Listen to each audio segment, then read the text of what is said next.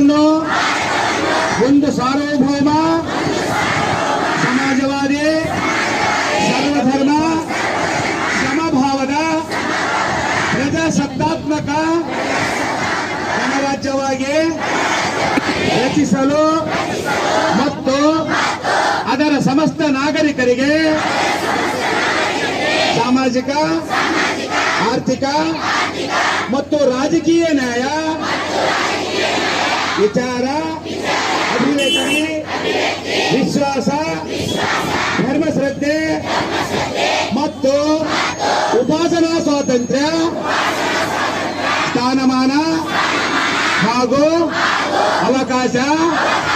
ಸಮಾನತೆ ದೊರೆಯುವಂತೆ ಮಾಡಲು ಮತ್ತು ವ್ಯಕ್ತಿ ಗೌರವವನ್ನು, ರಾಷ್ಟ್ರದ ಏಕತೆಯನ್ನು ಹಾಗೂ ಅಖಂಡತೆಯನ್ನು ಸುನಿಶ್ಚಿತಗೊಳಿಸಿ ಅವರಲ್ಲಿ ಮಾತೃಭಾವನೆಯನ್ನು ವೃದ್ಧಿಗೊಳಿಸಲು ಕೃತಾಪೂರ್ವಕ ಸಂಕಲ್ಪ ಮಾಡಿದವರಾಗಿ ನಮ್ಮ ಸಂವಿಧಾನ ಸಭೆಯಲ್ಲಿ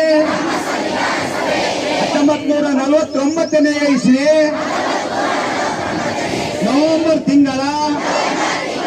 26ನೇ ತಾರೀಕಾದ ಈ ದಿವಸ ಈ ಮೂಲಕ ಈ ಸಂವಿಧಾನವನ್ನು ಅಂಗೀಕರಿಸಿ ಅಧಿನಿಯಮಿಸಿ ಅರ್ಪಿಸಿಕೊಂಡಿದ್ದೇವೆ.